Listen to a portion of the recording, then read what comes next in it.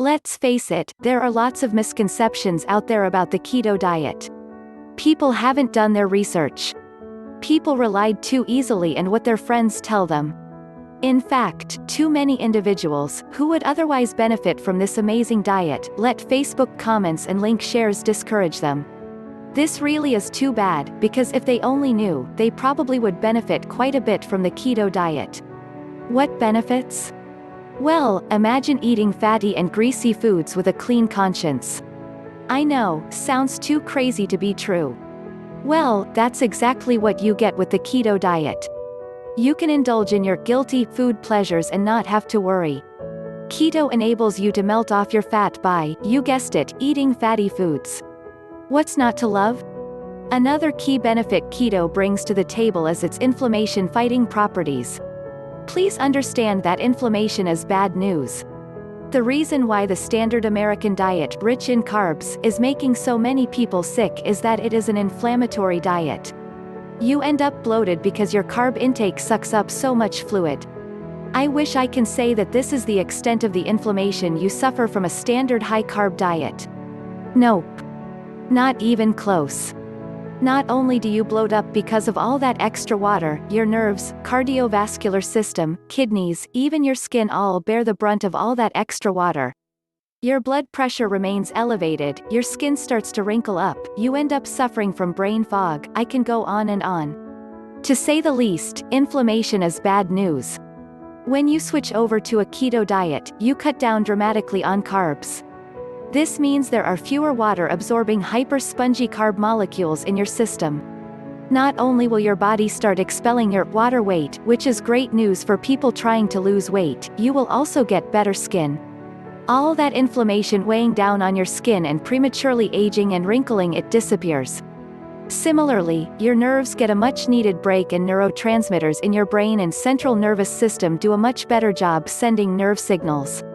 This translates to less brain fog and increased mental alertness. Finally, getting rid of much of that water in your system means your blood vessels get to relax and your blood pressure starts to normalize.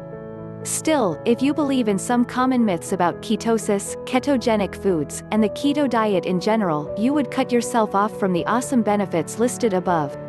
Here are some common myths you need to keep an eye out for so you don't get thrown off track. One of the most common misconceptions about the keto diet is that ketosis is the same as ketoacidosis. Ketosis, of course, is the metabolic process your body goes through when it burns fat for energy. On a standard diet, your body burns sugar for energy. This means when you eat carbohydrates, your body processes those calories into energy. This is the body's default setting, but the body does have an alternative. It can use fat for energy. This process is called ketosis. Your body releases the fat stored in fat cells all over your body. This fat is then turned by your metabolic system into chemical compounds called ketones. Your body's cells then absorb ketones and burn these molecules into the energy your body needs to continue living. Ketosis is the foundation of the keto diet. Unfortunately, a lot of people confuse ketosis with ketoacidosis. The former is safe. The latter is deadly. Obviously, they are not one and the same. Ketoacidosis is a condition where your body builds up too many ketone acids, which is the byproduct of breaking down fat. When your body builds up too many ketones, you can die. The good news is, for most people, ketoacidosis is not a risk at all. This condition really only becomes a risk if your body does not produce any insulin whatsoever. Put simply, it mostly affects people who have type 1 diabetes. If you're like most people who are thinking of trying the keto diet, and you can produce insulin normally, you have nothing to fear. You have to understand that even within the keto framework, you're still taking in a few carbohydrates. This is usually enough to flip on insulin for a small period of time in your system to prevent ketoacidosis. Don't think for a second that just because you've switched over to burning fat as the energy that ketoacidosis is going to be a real threat. It isn't. As long as you are able to produce insulin naturally, you should be fine. One of the most discouraging misconceptions regarding the keto diet is that the food is simply hard to enjoy. Many people think that the quintessential keto meal plan is chock full of butter sticks, tons of eggs, and liquid fat. In other words, too many people, the keto diet is loaded with waxy-tasting one-dimensional food items you'd rather forget. This can't be further from the truth. If you think about it, a lot of the foods that you eat are things that you would consider guilty pleasures. I'm talking about fatty and salty food. You are halfway keto and you don't even know it. All of us have some sort of guilty pleasure when it comes to fatty foods. You know you shouldn't be eating it, but you do it anyway because it tastes so good. Can you imagine changing your diet so that you basically eat your guilty pleasures all the time? I know, sounds crazy, but that's precisely what the keto diet is. It helps you load up on fat, the food that you were supposed to avoid, and you end up losing weight and becoming healthier. Please understand that there are a lot of misconceptions about high-fat foods. I'm going to go into this issue in depth with myth number 3. But just because people have been saying the same things over and over again for decades, doesn't necessarily mean it's true. You can enjoy the vast majority of your meals on a keto diet. In fact, if you want to switch over to the keto diet, the easiest and the tastiest way possible, click here for the keto blueprint that will help you adopt this diet quickly and easily. For several decades now, we have been led to believe that foods high in fat are very bad for us. This has been the conventional wisdom going on for 50 to 60 years. It turns out, according to fairly recent research, that high-fat foods are not the culprits for America's ever-expanding waistline and the obesity epidemic. Loading up on eggs and fats will not lead to a dietary death sentence with everything else being equal. For all that fat and cholesterol to eventually kill you, you have to do something else: pump your system with carbs. Carbohydrates inflame your system. When you pair a high-fat intake with an inflamed cardiovascular system, you run the risk of developing blood clots. This leads to strokes and other cardiovascular accidents. When you cut out carbs from your diet, you discover the real truth about dietary fat intake. The truth is the precise opposite of what you have been hearing for decades now. High-fat foods actually improve your health. Who knew? After all, we've been told time and time again that high cholesterol foods can make us sick. Who is the real dietary bad guy? Sugar, that's correct.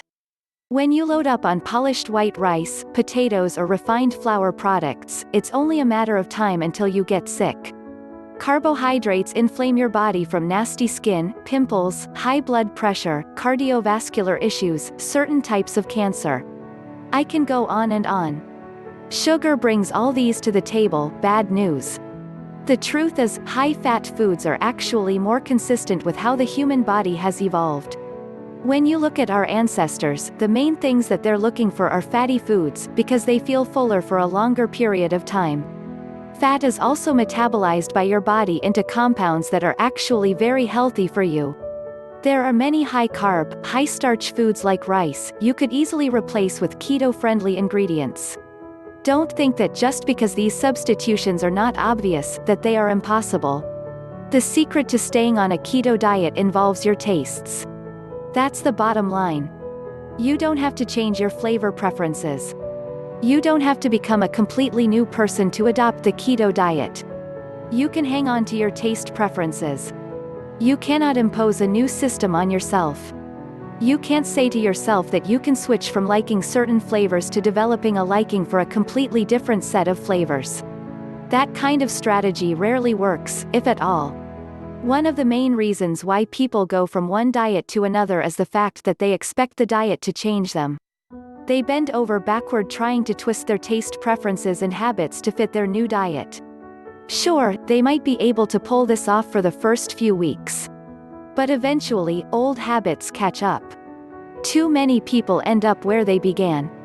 In fact, whatever weight they lost at the beginning of their new diet comes raging back. To make things worse, they end up weighing more after their diet than when they began. This happens all the time because people impose new tastes on themselves. They put unnecessary pressure on themselves to totally change. With keto, you only need to find a keto substitute for the high-carb dishes you enjoy. There's no need to totally forget about your taste preferences or go-to meals. You don't have to change yourself drastically for the keto diet to work for you. Just because you're used to a certain way of eating, doesn't mean there's no keto substitute. There is always a keto substitute. It all boils down to how eager you are in making that transition. To make things easier on yourself, click here to get a framework for a bulletproof keto diet transition plan. With a little bit of creativity, you won't have any problems finding keto substitutes for many of the old standby dishes you're accustomed to. Here is the great thing about the keto diet: you don't have to change your schedule.